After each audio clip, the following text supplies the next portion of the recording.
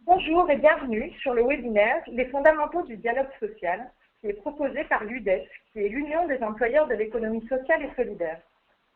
Ce webinaire vous est proposé dans le cadre du cycle prévu par le collectif Petites et Moyennes Associations Employeuses, le collectif PMAE. Il a été lancé en 2006 par 6 partenaires qui sont l'AVIS, Corum, le CELICRES, le mouvement associatif, le réseau national des maisons des associations et l'UDES. Ce webinaire est consacré au dialogue social. Mais pourquoi s'intéresser au dialogue social? Car il est nécessaire à la bonne marche des associations. Il constitue un réel enjeu en termes de qualité de vie au travail. Il peut enfin être source d'obligation pour l'employeur. Par ailleurs, un projet sur cette question est actuellement en discussion au Parlement. Le sujet est assez complexe et ce webinaire vous propose un premier niveau d'information générale sur le sujet. Selon leur niveau de connaissance, selon votre niveau de connaissance, vous pourrez poser des questions sur les sujets que vous souhaitez creuser davantage. Il y aura des temps de questions qui seront proposées pendant tout le long du webinaire. Vous aurez la possibilité de le faire grâce au module de questions qui est en bas à droite de votre module d'écran durant le webinaire et nous tâcherons d'organiser des temps de réponse pendant cette session. Il sera également possible de télécharger à la fin du webinaire des ressources complémentaires pour vous éclairer sur le sujet sur le site internet du mouvement associatif. Ce webinaire sera conduit en 3 parties. La première vous aidera à repérer ce que recouvre le dialogue social en général, quelle est son organisation, quels sont ses acteurs, quels sont ses enjeux. C'est Violaine Frosseil de l'UDES, qui est responsable du pôle des relations sociales, qui présentera cette partie. La seconde partie vous permettra de mieux comprendre à quoi sert une convention collective, qui est largement liée à cette question du dialogue social, le rôle d'un syndicat employeur dans la bonne mise en œuvre du dialogue social dans l'association. C'est Christine Rodriguez, qui est déléguée générale du Conseil national des employeurs d'avenir, le CNEA, qui présentera cette partie. Le CNEA, qui couvre 3 branches professionnelles, l'animation, le sport, le tourisme social et familial, et qui compte environ 5000 adhérents. La dernière séquence permettra de voir ce que peut donner concrètement le dialogue social en pratique au sein d'une association, grâce à Gilbert Lozachner, qui est directeur général d'une structure CLAGE, le CLAGE, qui est l'association Culture, Loisirs, Animation, Jeux et Éducation, qui est une association gestionnaire de centres d'animation à Paris. Et grâce à M. Lotfim Zougi, qui est délégué du personnel titulaire au sein de cette structure. Sans plus tarder, je vais passer la parole à Violaine Frosseil pour nous présenter cette première partie en lui demandant, quand on parle de dialogue social, de quoi parle-t-on exactement, Violaine? Eh bien, le dialogue social, ce n'est pas une notion qui est très précisément définie.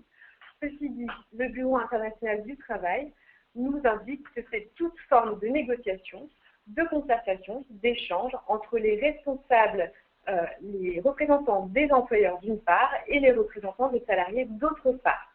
Donc, on va aborder dans le cadre de ce dialogue social toutes les questions sociales, économiques, qui entrent au marché du travail, à la vie de la structure, de l'entreprise, de l'association. L'objectif, c'est de parvenir à un consensus si possible. Le dialogue social peut prendre diverses formes. Il peut être conduit de manière assez informelle ou de manière plus formelle, plus institutionnelle. Il y a différents niveaux du dialogue social. Ça peut être traité au niveau national, au niveau régional, au niveau local, mais également au niveau de l'interprofession, au niveau multiprofessionnel, au niveau de la branche, au niveau de l'entreprise. Il faut savoir également que le dialogue social découle d'un principe constitutionnel, puisqu'il découle du préambule de la Constitution de 1946, qui dit que tout travailleur participe par l'intermédiaire de ses délégués à la détermination collective de ses conditions de travail et à la gestion des entreprises. Violaine, qui sont les partenaires sociaux qui sont investis dans ce dialogue social? Eh bien, donc les partenaires sociaux, ce sont les représentants des employeurs d'une part et les représentants des salariés d'autre part. Au niveau national, les plus connus, ces partenaires sociaux les plus connus sont au niveau de l'interprofession, c'est-à-dire qu'ils vont avoir vocation à représenter les secteurs de l'industrie, de la construction, du commerce et des services. Côté patronal, le MEDEF, la CGPME et l'UPA sont les organisations patronales. Côté syndicat de salariés, vous avez la CFDT, la CFE-CGC, la CSCC, la CGT et FO. Ces organisations sont reconnues représentatives selon des critères qui sont fixés dans la loi, par exemple le respect des valeurs républicaines, l'indépendance, la transparence, l'influence, l'audience, calculée sur la base d'élections pour les organisations syndicales de salariés et sur la base des adhésions pour les organisations patronales. Mais au-delà du MEDEF, de la CGPME et de l'Union professionnelle de l'artisanat, est-ce que le paysage patronal français est si simple à comprendre? Eh bien non, pas du tout, c'est beaucoup plus complexe que cela, puisque la loi du 5 mars 2014 a reconnu un niveau intermédiaire de représentativité entre l'interprofession et la branche professionnelle, c'est le niveau multiprofessionnel, qui est reconnu à des organisations sur les champs de l'économie sociale et solidaire. Donc c'est l'UDES qui assume cette fonction de représentation des employeurs au niveau multiprofessionnel pour l'économie sociale et solidaire. Pour les professions libérales, vous avez l'UNAPL, et pour l'agriculture, vous avez la FNSEA. Donc ces organisations, entre niveau interprofessionnel d'une part et niveau multiprofessionnel d'autre part, ont des rôles distincts. Au niveau de l'interprofession, bien le MEDEF, la CGPME, l'UPA négocient des accords nationaux interprofessionnels. Ils vont établir et mettre en œuvre un agenda social, co-gérer des organismes paritaires de protection sociale et participer à la co-construction des politiques publiques. De leur côté, les organisations multiprofessionnelles vont être consultées par ces organisations patronales interprofessionnelles dans le cadre de la négociation des accords nationaux interprofessionnels. Les organisations multiprofessionnelles vont aussi participer à la construction de l'agenda social et elles vont être associées à des instances multipartites de dialogue social national et territorial, ainsi qu'à la co-construction des politiques publiques. Et en pratique, ça donne quoi le dialogue social?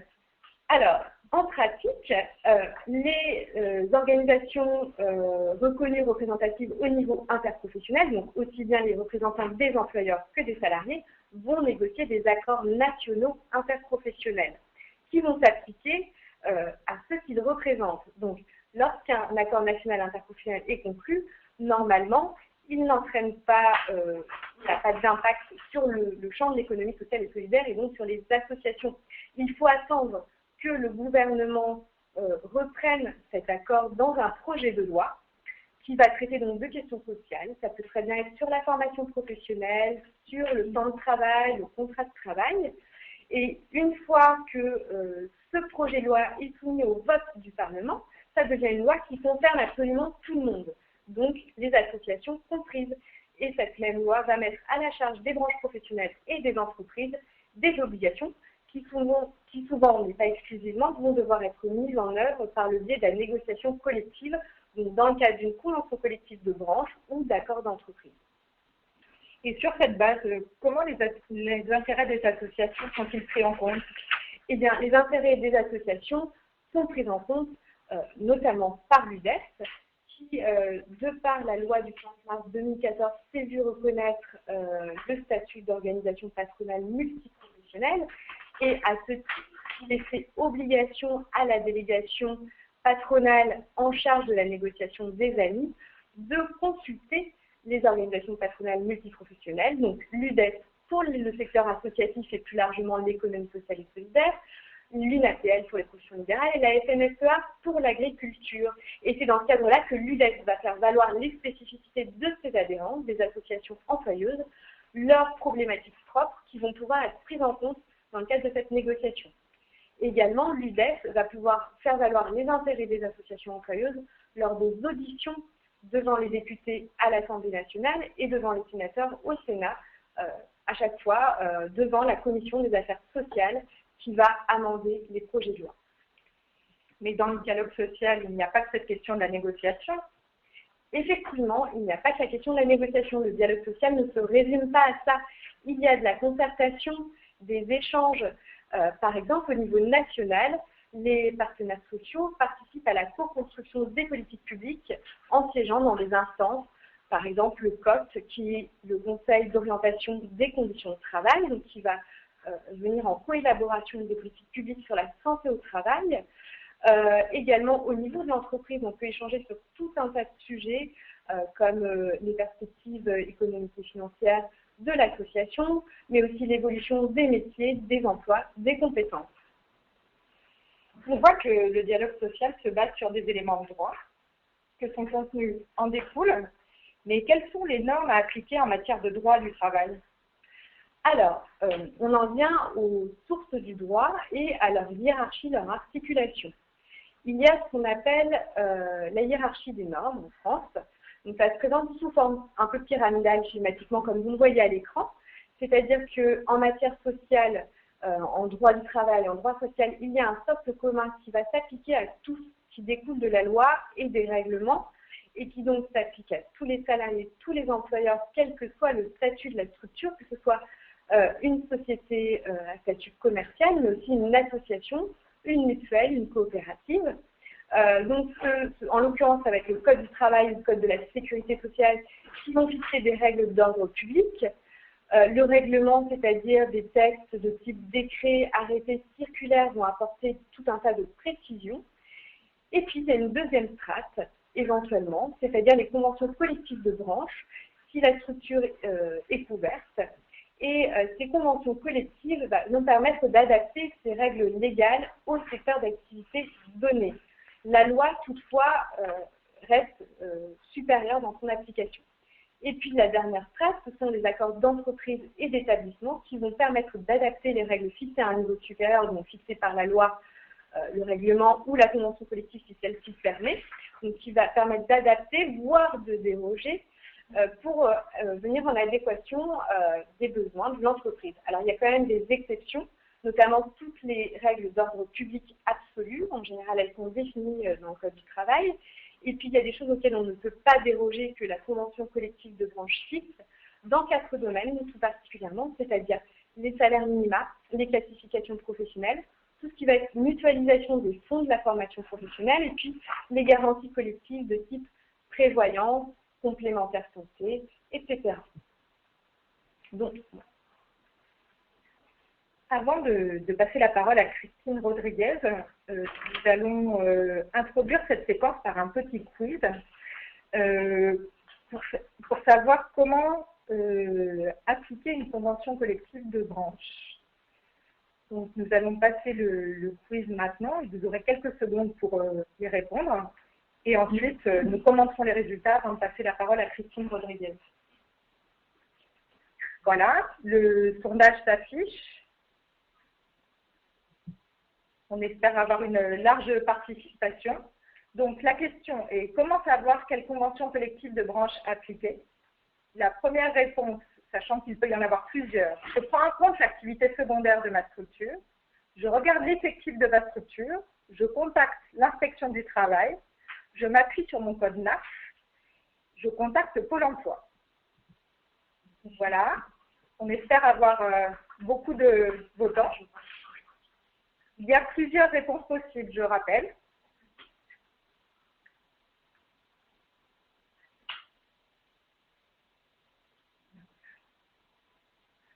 On vous laisse encore quelques secondes.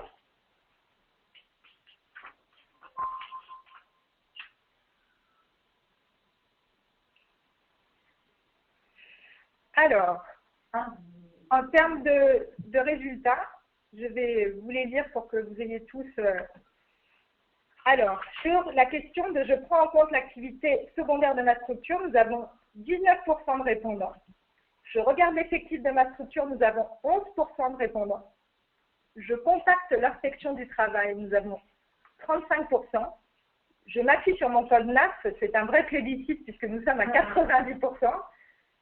Par contre, pas de volonté de contacter Pôle emploi puisqu'il y a 1%. Donc, Christine Rodriguez, je vais peut-être vous demander de commenter les résultats de ce quiz avant de vous demander plus globalement pour nous aider à savoir quelle convention collective appliquer, puisque Violaine Procey nous a bien m'indiquez que sur cette question du dialogue social, la question de la convention collective est très importante. Vous demandez comment il se présente, et on a commencé à y répondre, mais surtout à quoi ça sert. Merci Marion. Je pense que ce serait bien de passer au slide suivant. Ça va m'aider à en fait commenter donc les résultats de ce quiz. Merci en tous les cas d'y avoir largement répondu. Le prochain slide. Voilà. Parce qu'en fait, on revient donc quelle convention collective de branche appliquée, donc l'activité principale de l'association, et là je vais revenir donc sur le petit quiz. Donc les réponses, alors en fait, je prends en compte l'activité secondaire de ma structure. Écoutez, je pense qu'il s'agit simplement, nous sommes avant les vacances, donc je pense qu'il y a des personnes qui ont besoin d'un petit temps de repos parce qu'effectivement, ce n'est pas du tout l'activité secondaire, mais on est bien dans l'activité essentiellement principale de la structure. C'est-à-dire qu'on va aller regarder à travers un certain nombre d'éléments quelle est effectivement mon activité principale. Alors, je vais y revenir, on peut également regarder l'effectif de ma structure, ça fait partie des bonnes réponses malgré tout, sauf que tout dépend à un moment donné où on le situe, puisque je pourrais donner un exemple, par exemple, sur nos champs, puisqu'on l'a expliqué tout à l'heure, nous couvrons en ce qui concerne le CNA 3 champs, l'animation, le sport et le tourisme social et familial, et que par exemple, pour faire le distinguo entre, on va dire, l'application de la convention, de l'animation ou du sport, à un moment donné, on peut effectivement regarder le nombre d'heures des salariés qui relèvent tantôt de l'animation, tantôt du sport, et pas seulement. On contacte l'inspecteur du travail, ben oui, pourquoi pas, hein, l'inspection du travail, puisqu'ils ont vocation à répondre aussi bien aux salariés qu'aux employeurs.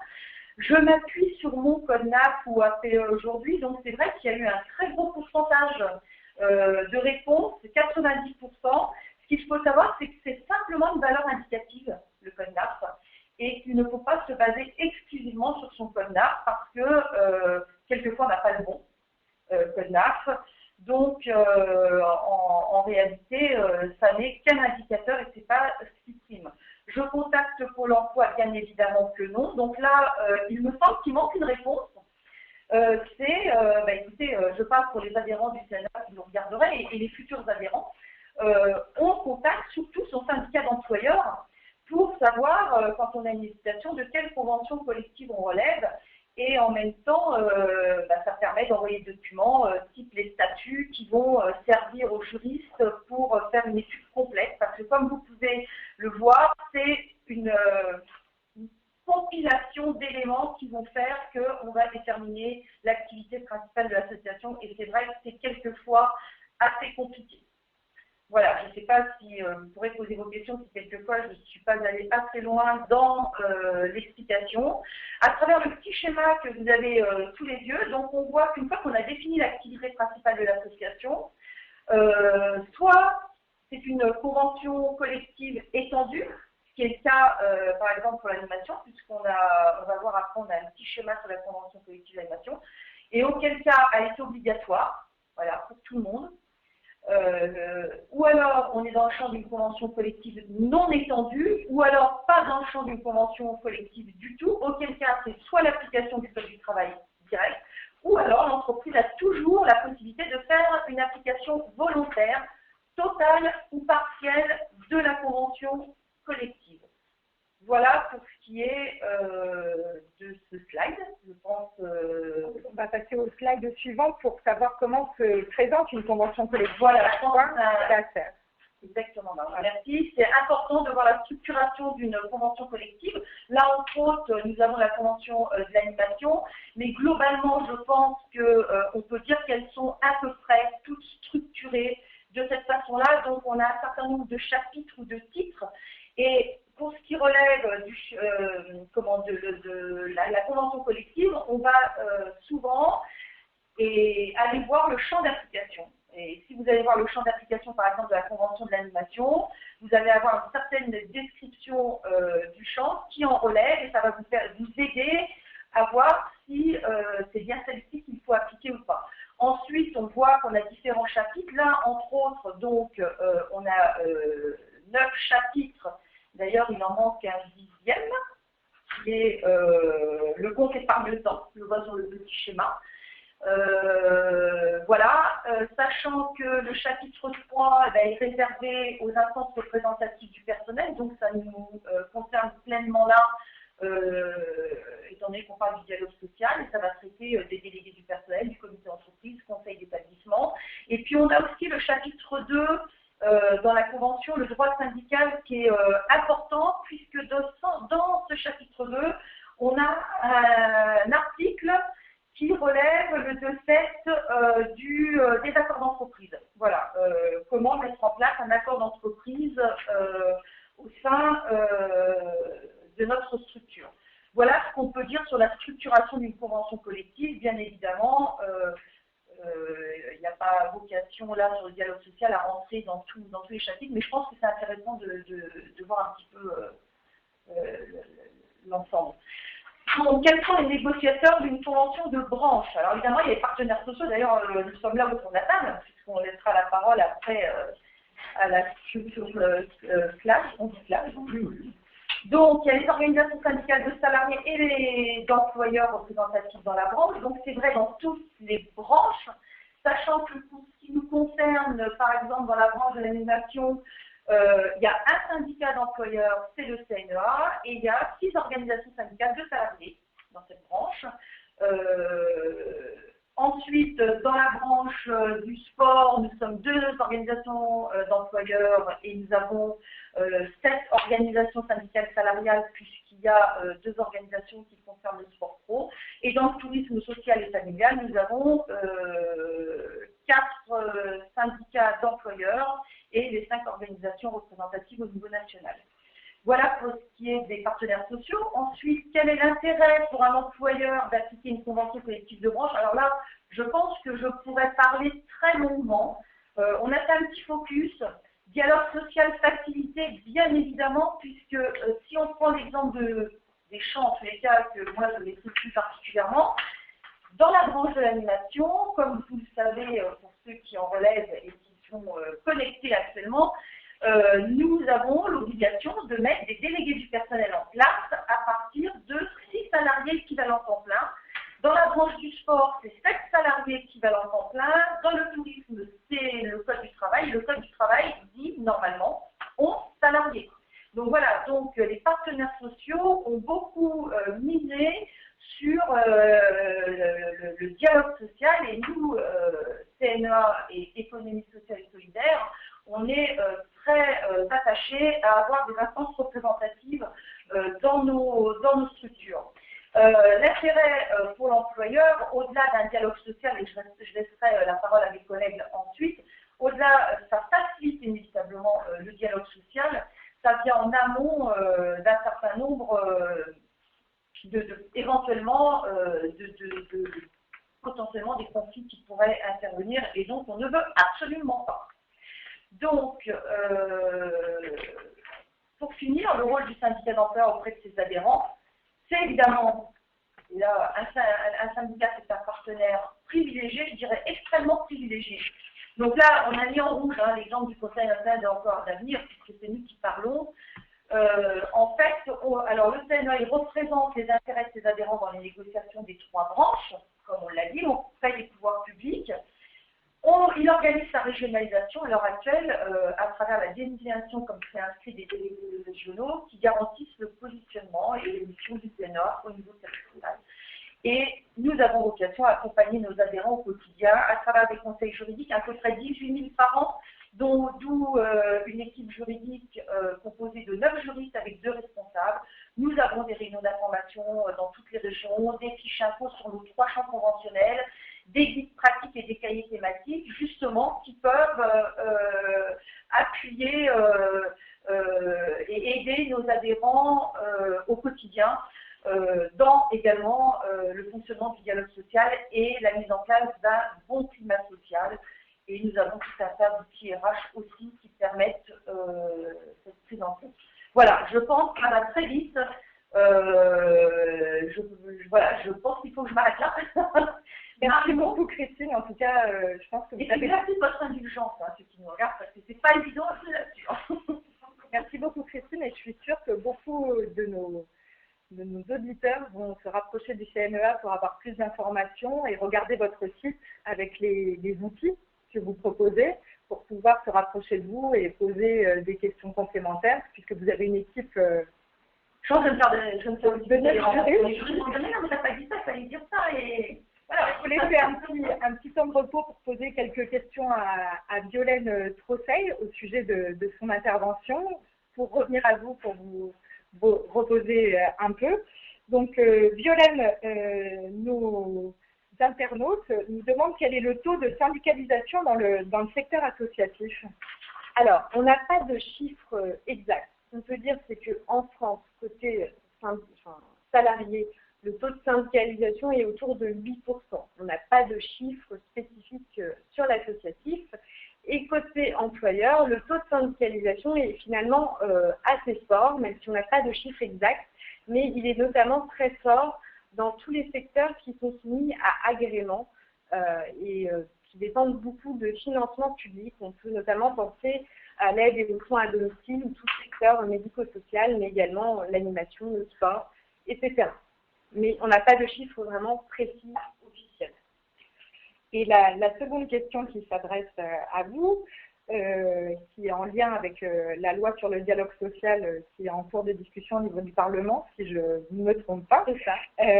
Comment l'économie sociale et solidaire sera représentée dans les commissions paritaires régionales interprofessionnelles? Alors peut-être avant de répondre à la question, expliciter ce que vont être ces comités régionales interprofessionnels et comment l'UDES sera associée à ces comités. Alors en fait, ces commissions, effectivement, découleront très certainement de ce projet de loi qui va être voté dans quelques jours.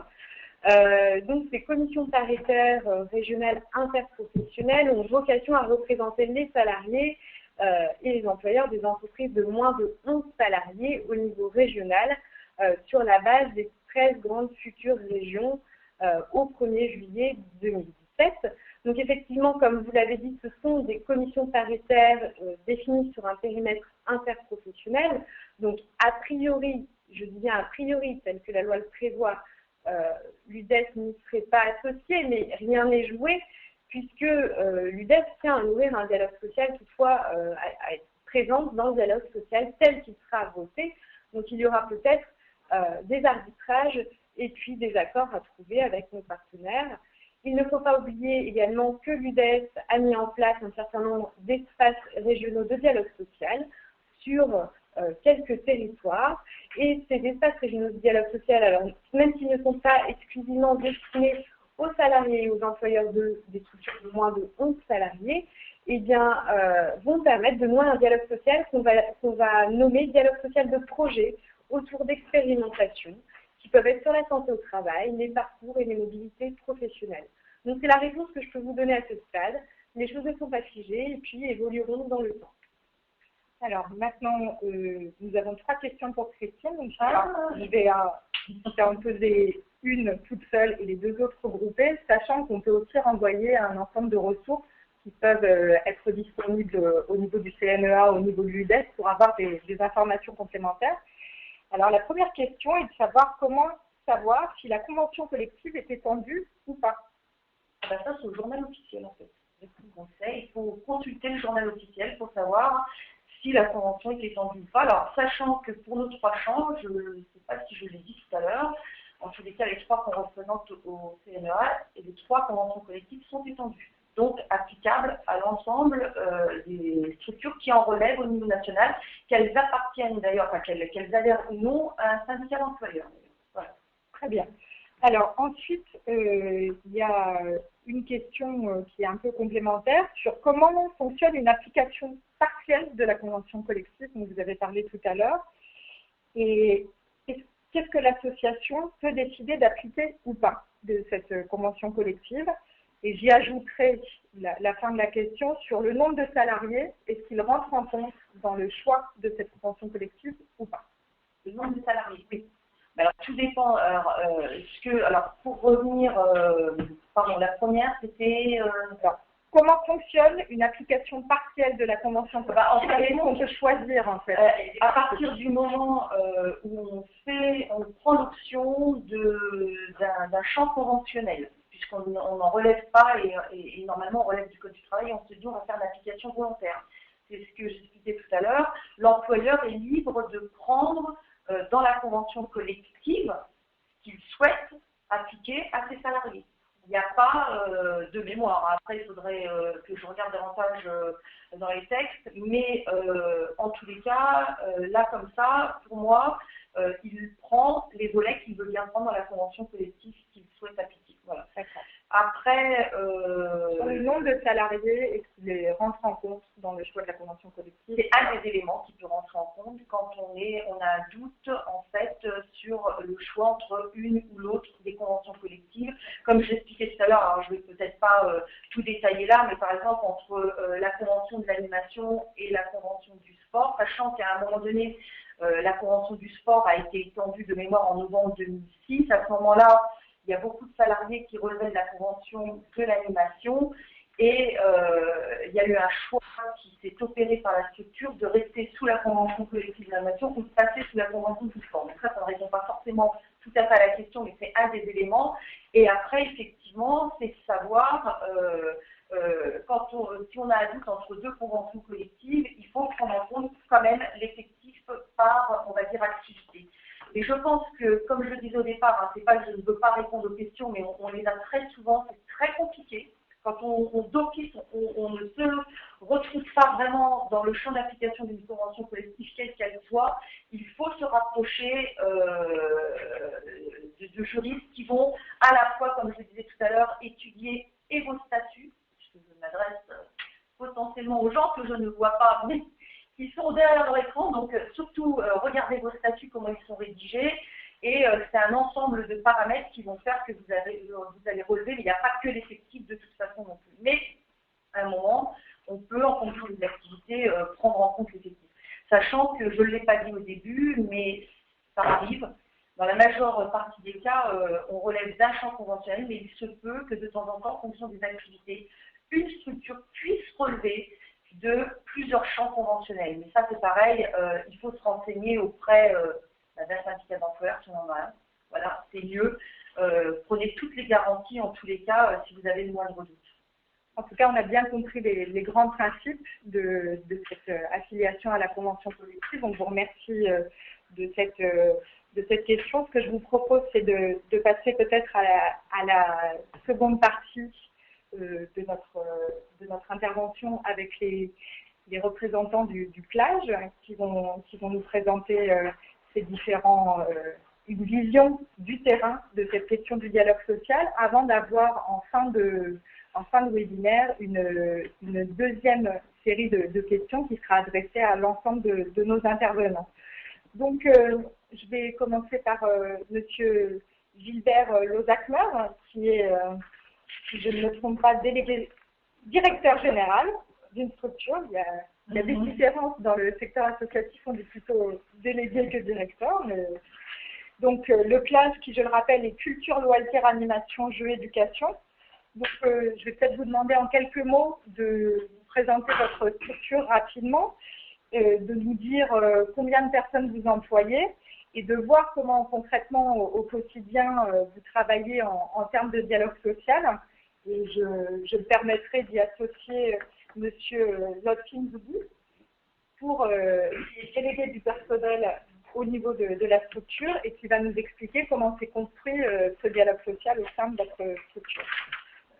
Bonjour à toutes et à tous. Alors, le CLAGE est une association gestionnaire de centres d'animation sur la ville de Paris. La ville de Paris compte 52 centres d'animation. Le CLAGE en gère 5, 4 dans le 12e et 1 dans le 11e. On a 38 équivalents temps plein en termes de salariés, ce qui représente environ entre 120 et 130 salariés temps complet et à temps partiel. Ensuite, bien sûr, on a un délégué on a deux délégués du personnel, un titulaire et un suppléant, avec lesquels nous menons un dialogue social tout au long de l'année. Nécessaire d'ailleurs parce que ça permet effectivement de point de vue et en même temps d'aller vers l'amélioration des conditions de travail auprès des salariés, parce que nous sommes dans le cœur, malgré tout, l'animation, où on a des horaires différents du monde du travail ordinaire, on va dire. Je suis dans l'animation, nous, par exemple, dans les centres d'animation, on a 64 heures d'ouverture par semaine. Ça veut dire des soirées, ça veut dire des nocturnes, et bien évidemment, on a des temps de travail où on commence à 14h, on finit à 22h30, avec bien sûr un temps de repas intégré, etc. Donc forcément, une gestion particulière où on ne retrouve pas les exemples partout, et une nécessité d'avoir un dialogue social régulier, afin de pouvoir répondre à ces conditions de travail spécifiques. Et je crois qu'au niveau du CLAGE, on y tient beaucoup, parce que ça permet aussi de donner de la qualité, ou en tous les cas d'augmenter une valeur ajoutée auprès des usagers. Et je crois que ça c'est important, parce qu'on ne doit pas oublier non plus que dans l'animation, on est aussi au service de l'usager, et on doit donner satisfaction par rapport à des gens qui viennent de fréquenter nos activités de loisirs et de culture dans l'ensemble d'animation. Et donc je crois que le dialogue social contribue à améliorer cette qualité de prestation. Voilà, pour le dialogue social. Alors, bien évidemment, nous, on a donc des élections des délégués du personnel. Le protocole qu'on a eu, on l'a signé pour 4 ans. Donc, c'est pas facile, c'est important, ça demande une mobilisation. Bien évidemment, ensuite, ça se renouvelle tous les 4 ans. Là encore, c'est pas simple. On a plusieurs établissements. Comme je disais, on a 5 centres d'animation, ça veut dire 4 dans le 12e, 1 dans le 11e. Permettre aux salariés de pouvoir voter au délégué du personnel, du coup, l'obligation, et c'est pas évident avec les horaires que je vous ai dit décalés. Tout ça, ça se prépare avec le délégué du personnel.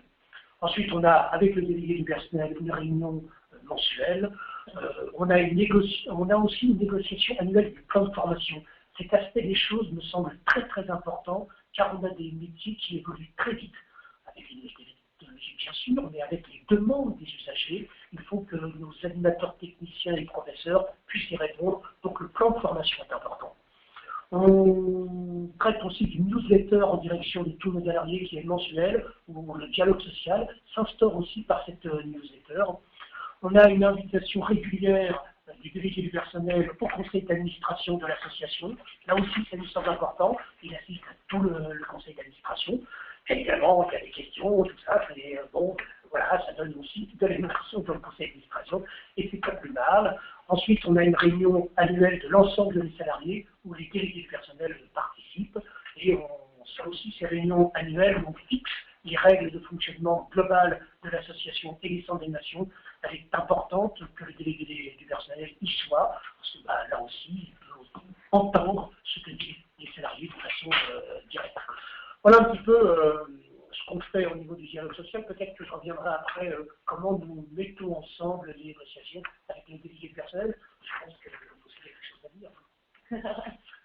Donc, Floquine nous oblige, je vais demander un petit peu le même exercice, mais sous l'angle du délégué du personnel cette fois, sur comment s'est mis en place ce dialogue social à votre niveau et comment aussi, peut-être personnellement, vous avez choisi de vous impliquer en tant que délégué du personnel, votre expérience par rapport à ce sujet.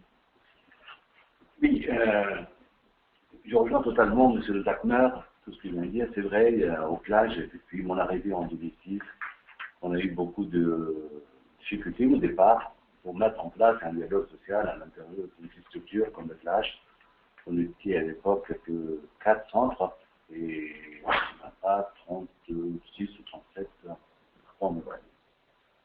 équivalents temps plein. Depuis que le chemin parcouru, beaucoup d'avancées sociales qui viennent avec la négociation et avec la confiance qu'on peut avoir avec l'employeur et la confiance aussi des collègues qui m'ont élu des personnels à cette structure. Et je veux vraiment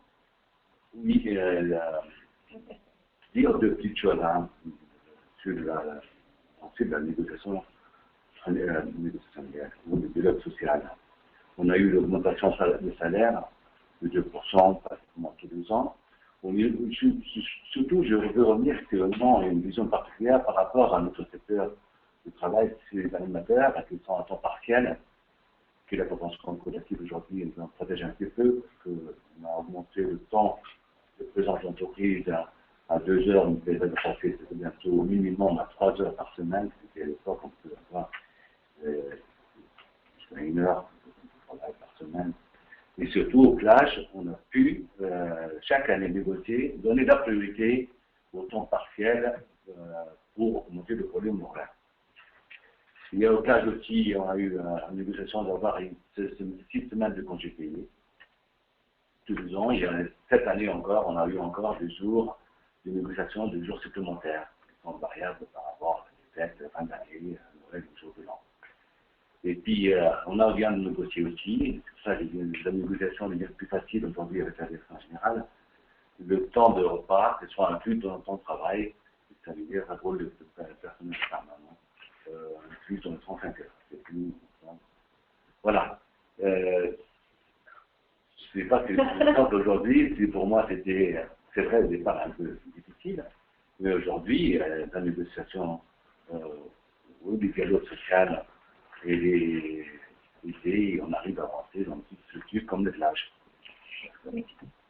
Très bien. On a bien compris que la forme d'emploi au sein de votre structure est très atypique. Donc, je voulais savoir peut-être plus en détail, avant de vous passer la parole peut-être pour développer d'autres points, de savoir quelles ont été les principales choses sur lesquelles vous avez dû appuyer pour pouvoir gérer justement ces emplois atypiques et peut-être en termes d'idées nous rappeler combien il y a d'équivalents temps plein au sein de votre structure et combien de personnes ça représente en termes de fiches de paye. Alors bon, d'abord en termes d'équivalent temps plein, on a 38 salariés équivalent temps plein. Ça représente, je vous l'ai dit, entre 120 et 130 salariés, c'est-à-dire de bulletins de salaire tous les mois. La gestion des ressources humaines à l'intérieur d'une structure comme la nôtre est très importante parce que au-delà de salariés qui restent d'une façon assez longue dans les postes de travail, on a quand même une rotation du personnel et ça veut dire du recrutement. Donc il faut savoir aussi que nous avons établi, ça aussi ça fait partie du dialogue social, même si ce n'est pas toujours traité avec le délégué du personnel.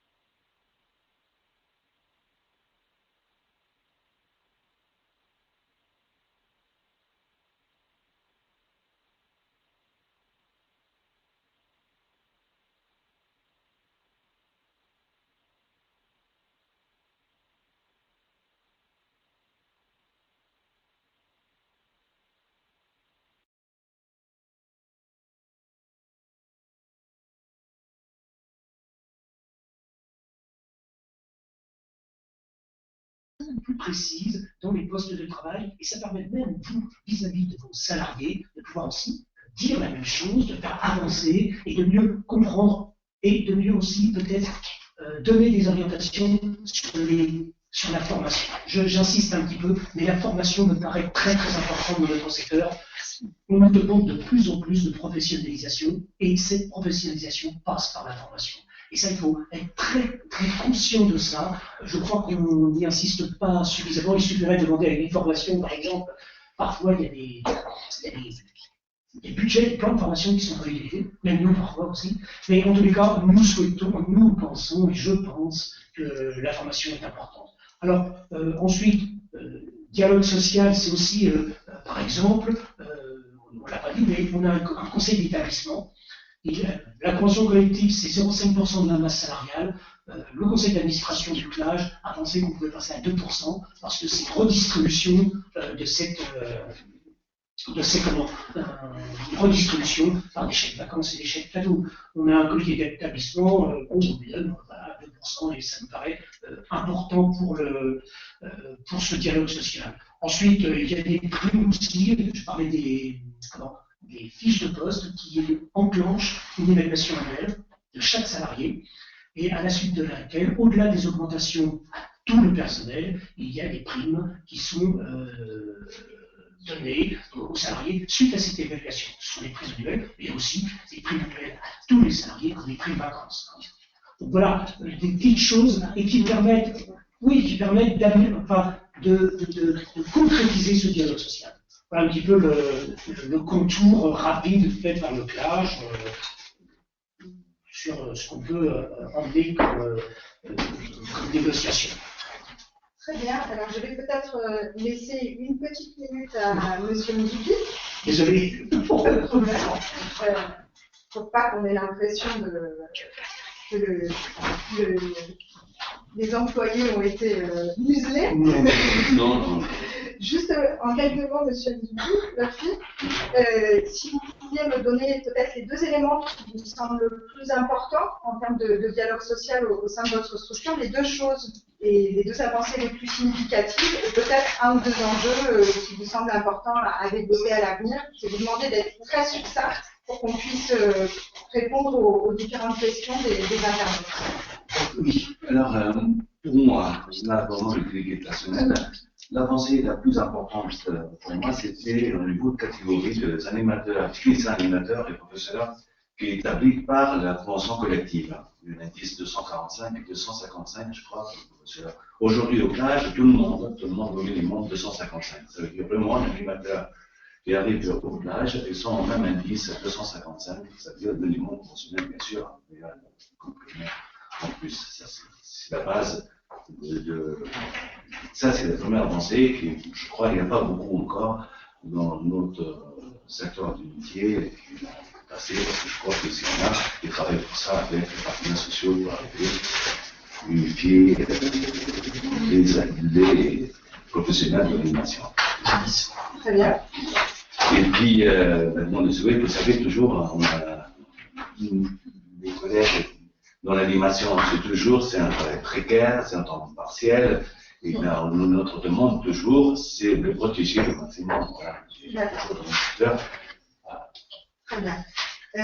Donc, je vais basculer directement aux questions des internautes et vous laisser une question qui est, avec les délégués du personnel bien au fait de l'activité, les délégués syndicaux ne sont-ils pas de trop? Alors, effectivement, on avait choisi de ne pas forcément aborder la distinction entre délégués du personnel et délégués syndicaux, mais les internautes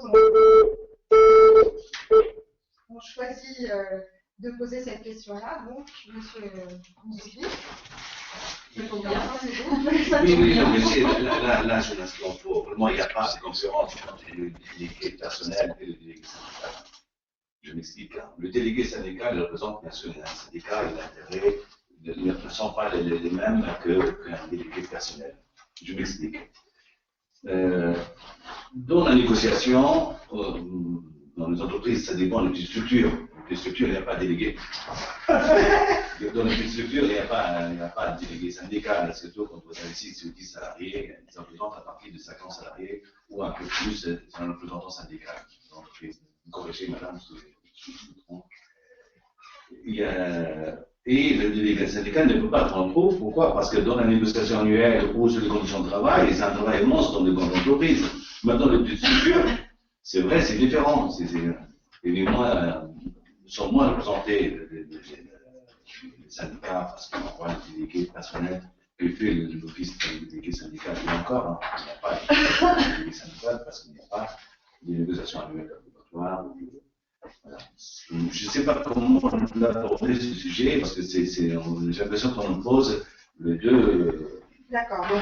Donc, pour vous considérez ces deux aspects, délégués du personnel et délégués syndicaux, comme des aspects plutôt complémentaires que concurrents et qui permettent d'améliorer éventuellement la qualité du dialogue social au sein de l'entreprise et pas de nuire, si je vous suis.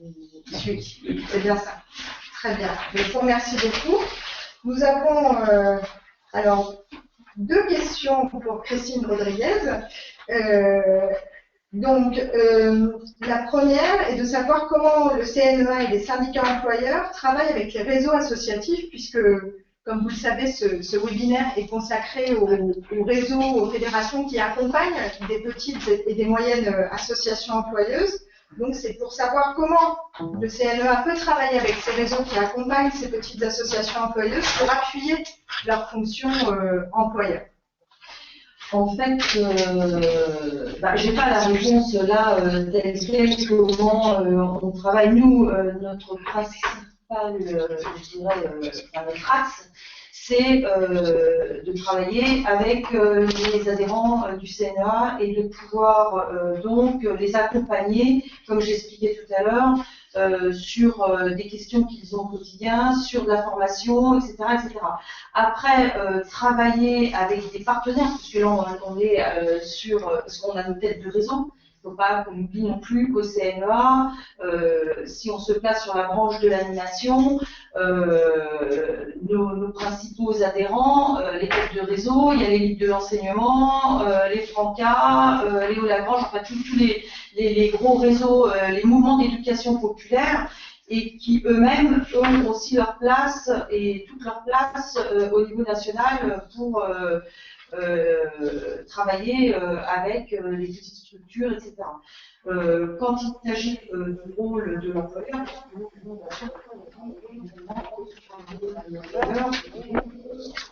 on a des partenariats, on arrive à ouvrir au fil du temps, et puis la branche également qui travaille au sein des différentes conventions collectives sur ces partenariats. Les CNEA a vocation à répondre à ces 5 000 adhérents, ça c'est la priorité. Donc je ne sais pas si ça répond tout à fait à la question, mais c'est d'abord nos adhérents. Donc, si je résume un petit peu ce que vous voulez dire, toute organisation qui dépend de la convention collective de l'animation, du sport ou du tourisme, Qui est adhérent, qui est adhérent ou qui souhaite adhérer, exactement, peut se rapprocher de vous pour avoir des éléments pour pouvoir assurer sa fonction d'accompagnement des fédérations employées. Alors, il y a une dernière question pour vous. Quand une association a 3 salariés, est-elle obligée d'accepter une convention collective? C'est un petit peu la question qu'il y avait tout à l'heure. Alors, 3 salariés, 10, 15, 50 000, c'est pas une question de nombre de salariés. Tout à l'heure, on parlait de prendre en compte ce critère du nombre de salariés en complémentarité quand on recherche à savoir de quelle convention collective on relève. Je veux dire, si, je vais donner un exemple, on a au quotidien, même avec 3 salariés, la gestion des accueils de loisirs, des AMSH par exemple, ben, inévitablement, un salarié 5 ou 5 000, on relève de la convention collective de l'animation. Donc, on doit appliquer, même avec 3 salariés, la convention collective de l'animation. Mais c'est vrai dans tous les champs conventionnels. Donc, c'est absolument pas une question de nombre de salariés, il faut le savoir. Avec un salarié, on applique la convention si on veut l'appliquer. Très bien.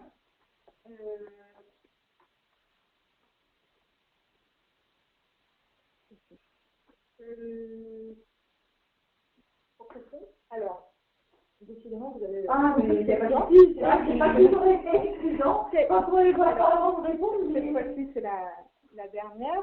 Quelle piste pour développer le dialogue social dans des structures dans lesquelles il n'y a pas de délégué du personnel et pas de budget pour les rémunérations? Pas de budget pour les rémunérations des délégués. J'imagine. Alors la piste, quand il n'y a pas de délégué du personnel, de toute façon, alors si je reprends nos champs, parce qu'évidemment, comme je l'ai dit tout à l'heure, dans l'animation, c'est 6 équivalents temps plein, ce qui est beaucoup moins que le code du travail, et dans le champ du sport, c'est 7. Rien n'empêche un employeur de mettre en place des délégués du personnel, même en dessous. Je veux dire, on peut toujours faire mieux que la convention collective. Donc, comme on l'expliquait tout à l'heure, pour certains employeurs, ça peut paraître complexe de mettre en place des élections. C'est vrai que c'est tous les 4 ans maintenant. Alors, on peut faire le choix tous les 2 ans, mais généralement, quand on les met en place, c'est facilitant, on le fait tous les 4 ans. Mais évidemment, ça c'est mon point de vue également, c'est mieux d'avoir des instances représentatives du personnel dans une entreprise. Alors ça, je suis convaincue, pour avoir été DRH très longtemps, pour accélérer et mener et faire en sorte qu'il y ait un bon climat social et pouvoir dialoguer tout ce qu'ont dit mes collègues préalablement, c'est bien d'avoir des instances représentatives. Maintenant, vous les mettez en place, voilà, si vous avez 3 salariés et que vous décidez de les mettre en place, vous avez le droit. 6, on ne peut pas, 6, c'est une obligation, voilà. Ça, je peux vous dire que ça, en dessous, vous pouvez toujours le faire, et il n'y a au contraire aucun souci de mettre en place les élections du personnel. Et rapprochez-vous pour tout ça, pour ceux qui sont adhérents, vous le savez déjà, du syndicat entre là, le CNA, mais pour d'autres champs conventionnels de votre syndicat d'employeurs, pour vous faciliter la mise en œuvre et l'organisation des élections, parce que c'est vrai que comme ça, au premier abord, ça paraît pas forcément très simple, mais on le reconnaît. Voilà. Très bien, merci Christine Rodriguez. Une dernière question pour Violaine sur la question de l'égalité femmes-hommes. La question qui est posée est sur l'UDES qui a impulsé une négociation sur l'égalité femmes-hommes. Et la question est de savoir si cet accord pourra s'appliquer à toutes les branches ou structures de l'économie sociale et solidaire. Alors, cet accord, effectivement, est en cours de négociation. Bien sûr, il y a un champ d'application qui est défini dans les accords négociés par l'UDES et qui se base sur les champs conventionnels de ses adhérents.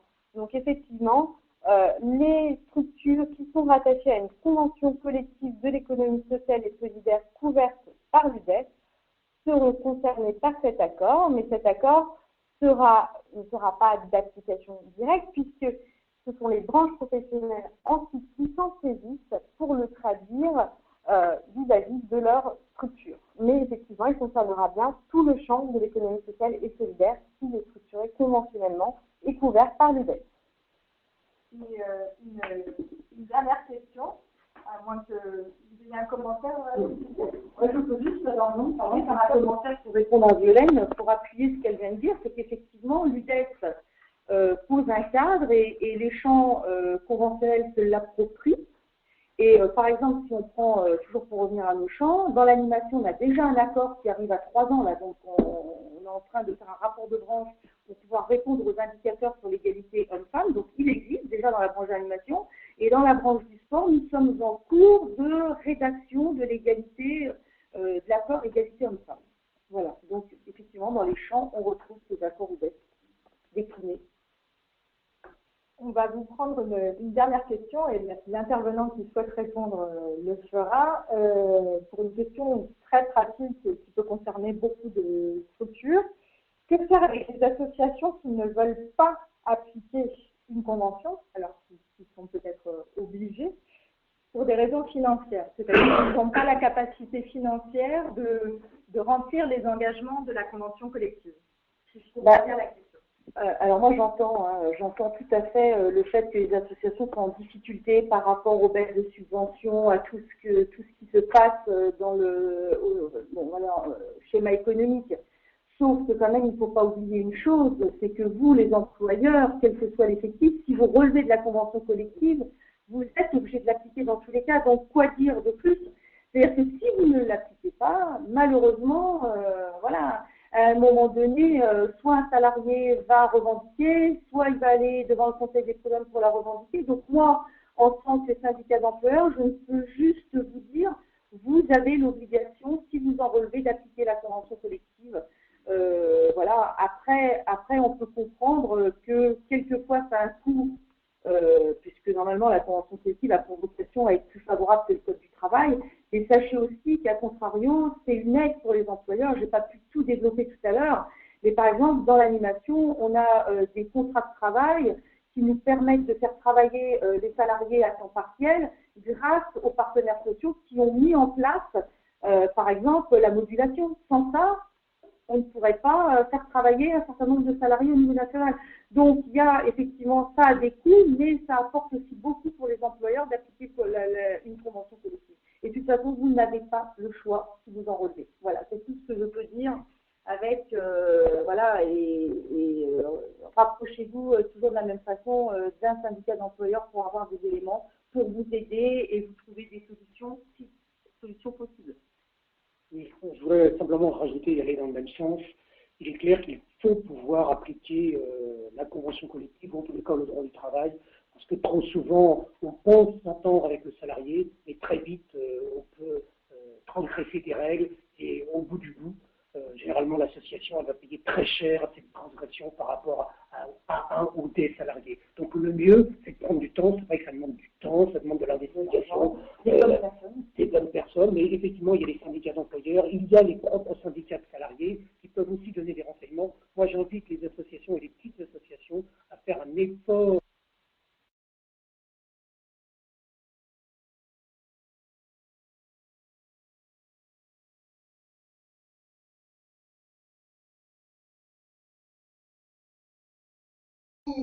Voilà, nous arrivons à la fin de ce webinaire. Je tiens déjà à remercier l'ensemble des intervenants autour de la table, puisque ce n'est pas un exercice facile et pratique. Je tiens à remercier aussi les 115 participants à ce webinaire, ainsi que l'UDES pour ce travail de coordination et de mobilisation pour cette séquence. Nous savons que l'organisation de ce type d'exercice est assez importante. Nous tenons aussi à remercier l'ensemble des partenaires de ce webinaire, l'AVIS, Quorum, le CNCRES et le réseau national des maisons des associations.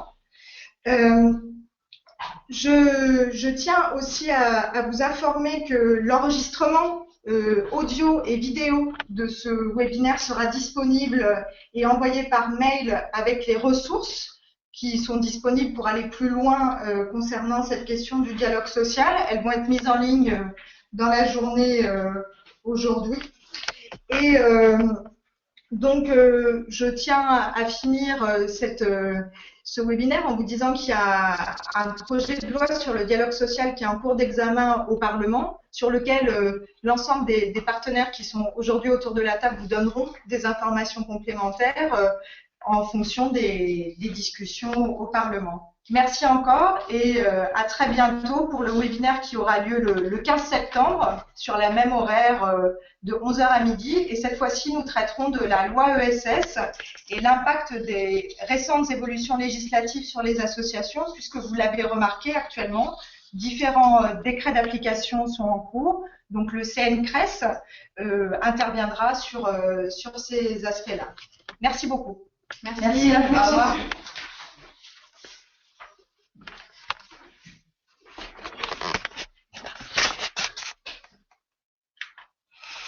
Merci, c'était très instructif.